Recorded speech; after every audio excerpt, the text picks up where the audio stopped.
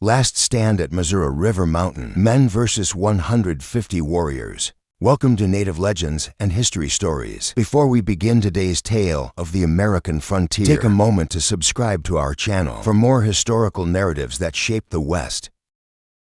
The year is 1823. 40 men trudge along a riverbank in South Dakota Territory, their boots crunching on the morning frost. The sun hasn't risen yet. Each man carries at least 2 weapons, a rifle slung across his back and a knife at his belt. Some wear raccoon skin caps pulled low over their eyes, others broad-brimmed hats stained with months of trail dust. Their pack mules follow behind, loaded with steel traps and supplies. General William H. Ashley leads from the front, his gray beard flecked with ice from the morning mist. He's a businessman first, explorer second. Every few minutes, he pulls out his pocket watch and checks the time. They need to cover 20 miles before nightfall. The beaver pelts in their packs are worth their weight in gold. Back east, where every fashionable gentleman demands a beaver felt top hat. Each pelt can fetch up to $4 in St. Louis, more than a week's wages for most men. Major Andrew Henry rides beside Ashley, scanning the cliffs that tower above the river. His experience tells him these high places are perfect spots for ambush. The local tribes Blackfoot, Arikara, and Comanche have already killed 7 trappers this season.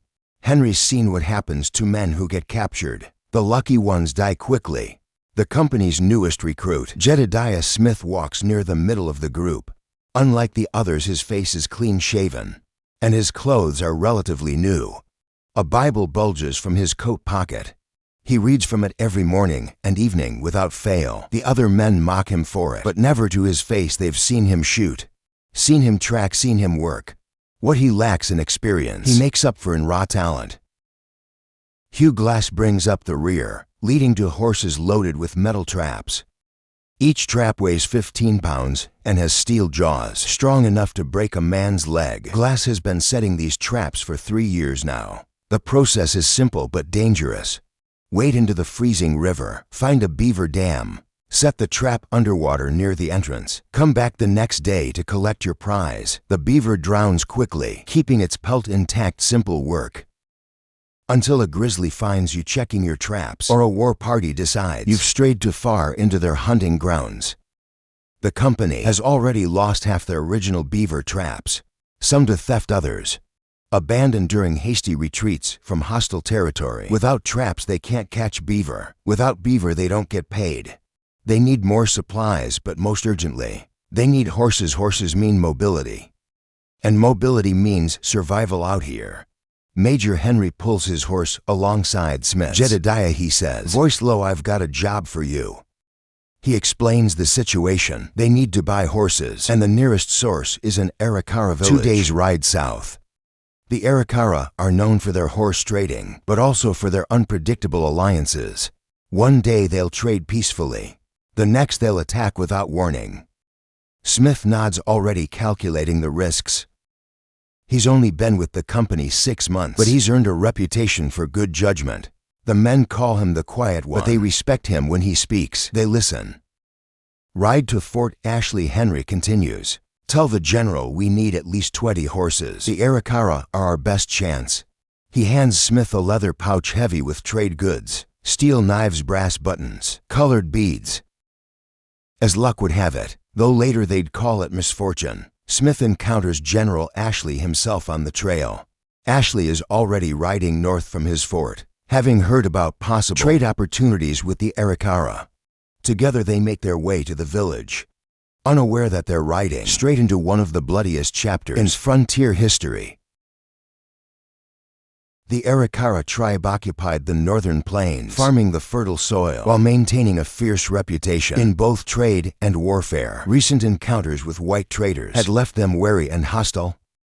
Despite this tension, they held one crucial advantage. Ashley's men carried guns and ammunition, resources the Arikara could rarely obtain elsewhere. This mutual need created an uneasy truce. The relationship between trappers wasn't always hostile. Over 50 fur companies across the territory employed hundreds of native people as translators, trackers, and trappers. Trade routes stretched to 1,000 miles from New York to Oregon by 1823. These commercial networks had existed for over 100 years, with tribes trading and warring among themselves long before Europeans arrived. The Spanish, French, English, Canadians, and Americans simply joined this existing web of alliances and conflicts. After initial negotiations, both sides agreed to continue trading. The next day, Ashley divided his forces strategically. One group on land guarding supplies, and 2 boats anchored 30 yards offshore in the river. He took personal command of the boats while assigning Jedediah Smith to lead the land force of 25 men. The mountain men followed their usual evening routine. They cooked dinner over 3 separate campfires, cleaned their rifles and pistols, counted supplies, and prepared for tomorrow's trading. Each man carried 2 to 3 weapons, typically a rifle, pistol, and hunting knife. They had enough ammunition for 100 shots per man.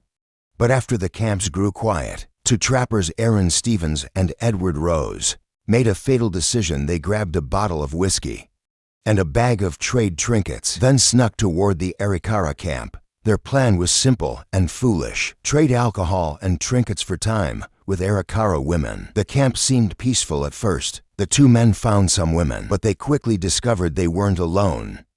15 to 20 Arikara warriors emerged from the shadows, enraged at the intruders, attempting to violate their wives and daughters.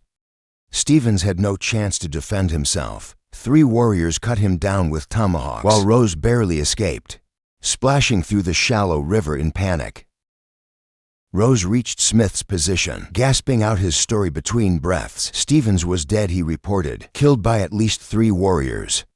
The entire Arikara camp, estimated at 400 people, including 150 warriors, was now mobilizing for battle. In the pre-dawn darkness, the mountain men argued over their next move. They had acquired 40 horses through trading, a valuable herd that could mean the difference between success and failure of their entire expedition. Some men demanded they move the horses across the river, immediately putting the water between them and the expected Arikara attack. Others insisted they recover Stevens' body first, not wanting to leave a fallen comrade to be mutilated by the enemy. Each minute of debate brought them closer to dawn and the probability of attack. As the mountain men debated their next move, a solitary figure appeared on the ridge. Silhouetted against the pre-dawn sky, an Arikara warrior stood 100 yards above them, his voice carrying clearly in the still morning air. He offered a deal: one of their finest horses, in exchange for Stevens' body. After 15 minutes of tense negotiation through their interpreter, the trappers agreed, hoping to at least give their comrade a proper burial. The warrior disappeared back into the darkness. 30 minutes passed, each moment increasing the trapper's unease. When he finally returned, his message sent terror through the camp. Stevens' body had been mutilated beyond recognition, dismembered with ritual precision. His remains scattered across the camp as a clear message to the intruders. The description of the mutilation, delivered in explicit detail by the warrior, left several men vomiting and others gripping their weapons with white-knuckled hands. Smith knew they had minutes, not hours, before the full force of Arikara warriors would descend upon them. He ordered the immediate evacuation of their 40 horses.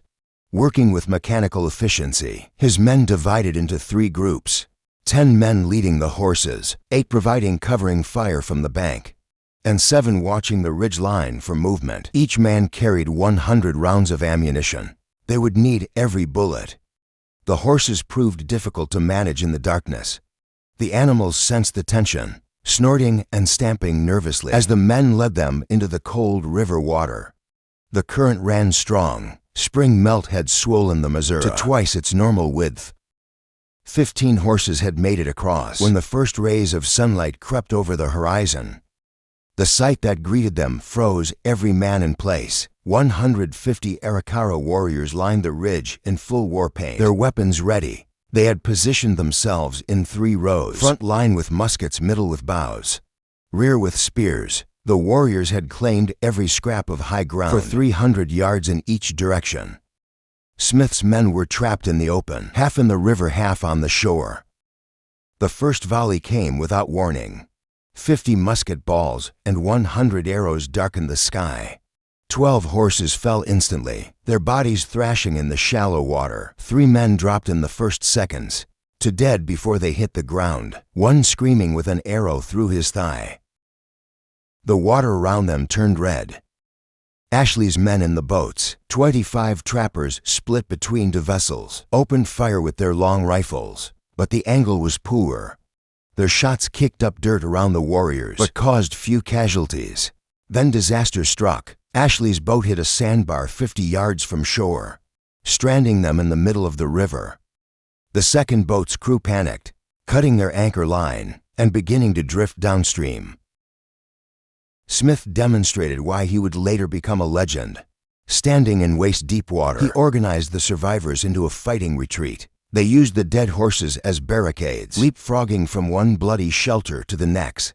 Each man fired and reloaded with precision. They couldn't afford to waste shots, for more men fell during this retreat.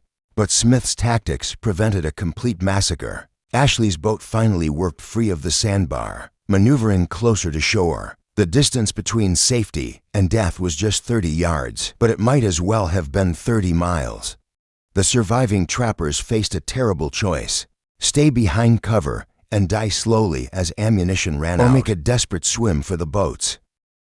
Smith gave the order to run. 15 men burst from cover simultaneously, hitting the water at full sprint. The Arikara unleashed everything they had. 6 men vanished beneath the surface, struck by bullets or arrows. 3 more were swept downstream by the powerful current, their screams fading into the distance. Of the 25 men in Smith's original shore party, only 6 reached the boats alive. Hugh, Glass, and Smith were among the last to make it aboard. They immediately took up firing positions, providing covering fire as Ashley's boats retreated downstream. The Arikara maintained their barrage for 2 miles downriver before finally falling behind. When the shooting stopped, the survivors took stock: 19 men dead or missing, 40 horses lost, and enough ammunition spent to have lasted the entire 6-month expedition. For many of the survivors, this marked the end of their fur-trapping careers. The horror of watching comrades die in the freezing water, the sound of arrows thudding into flesh, and the knowledge that Stephen's mutilated body still lay in the Arikara camp proved too much. They would seek safer professions back east, but for men like Smith and Glass, this was just the beginning of their legendary frontier careers. Many survivors boarded boats